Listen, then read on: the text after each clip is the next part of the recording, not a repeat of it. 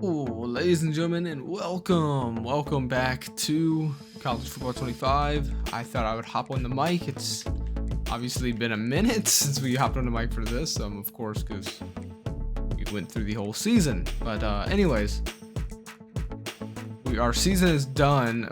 Man, we got cheated. We didn't make the playoffs this year. What a bummer. Real quick, take a look. We beat some easy teams that we should have beat. We did look pretty, not the best, but I mean, we beat Florida, got revenge on Florida, beat Kansas, beat Oregon 25 or ranked 24.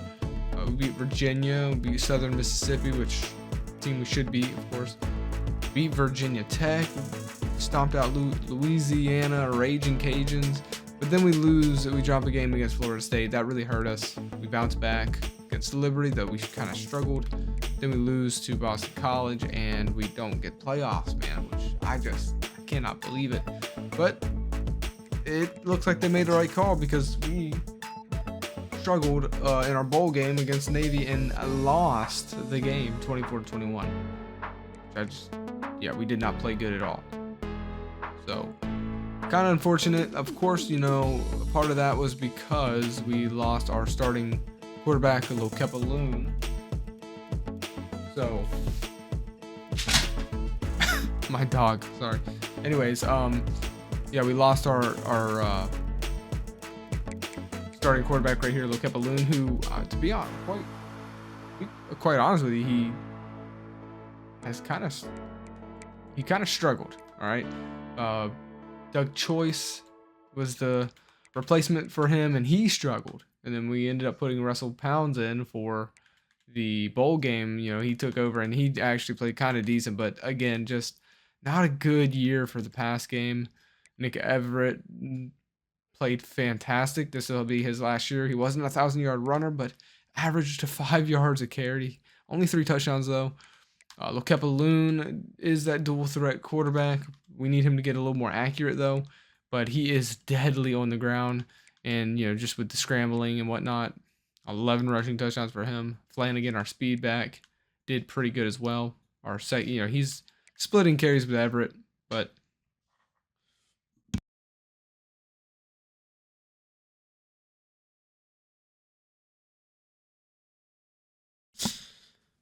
anyways, sorry about that. Okay, receiving, Jesse Chick. Keep this in mind. He led in receive. He's about to be insane. He is going to the pros. I'll tell you that right now. Like, if he keeps this up and stays healthy, he led the team in yards receiving. And just keep this in mind, that he became a quarterback he became a wide receiver in week 8. He didn't play week 9, so yeah, he did all of that in just a little bit. Now, of course, he had that breakout game. Then, he didn't play week 9, I think, due to injury. Then week 10, he didn't really get involved at all. He didn't get anything. But then, all right, so week 11, two touchdowns, 2 receptions, 3 receptions for 87 yards there against Louisiana. He went off against a good defense in Florida State. Decent, kind of got shut down. Had that one big catch in the bowl game. So just keep your eyes on this guy. I think he's going to be really good. He gave our pass game life, but look at these numbers. These are not good numbers. Look at Desmond Booker. This is a guy I talked up as well. Just because he's 6'5", 212. Jesse Chick is around the same build as well. Huge drop off with our new quarterback. So we've got to figure out the pass game. The pass game did not look good. It's definitely taken a massive drop there with Lokepa Loon. We got to get this pass game figured out. But these are the numbers for our guys. For defense, Andy Yaboya, he's going to the pros for sure. He's going to be in the next upcoming draft for our Madden 18 franchise.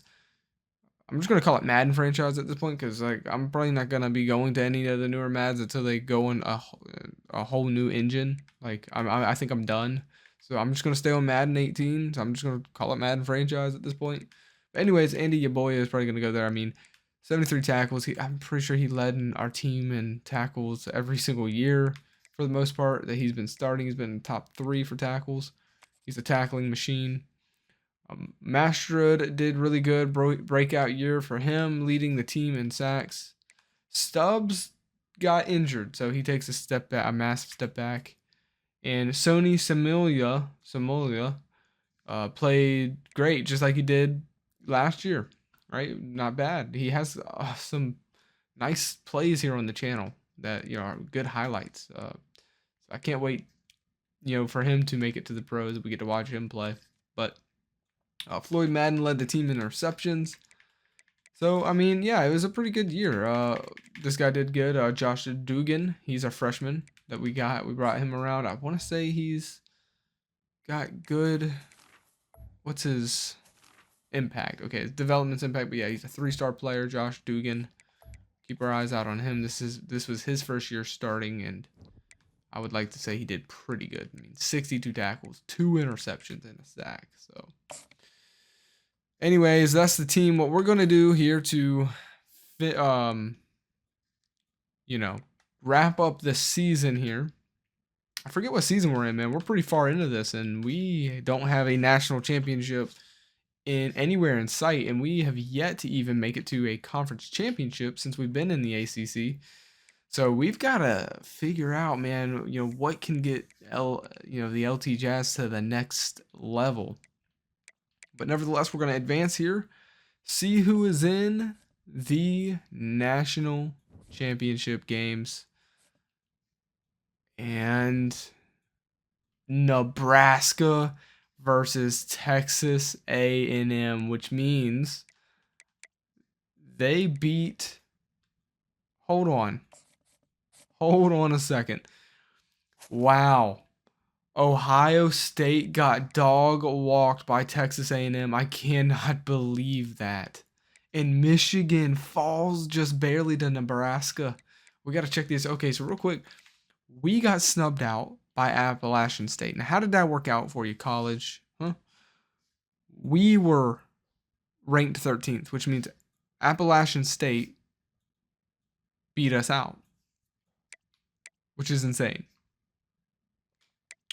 Because I feel like we could probably beat Michigan State. Anyways, Texas A&M then beats Michigan State. Ohio State kind of takes care of Oklahoma State, TCU very easily as well. It almost looks like Ohio State's offense just cannot be stopped, right? They have a shootout in first round, second round, it's just a dog walking, but then they meet Texas A&M's defense, and it is just a domination. Trent Mangum gets shut down. So it's Josh DeVito we'll be watching. Oh, okay.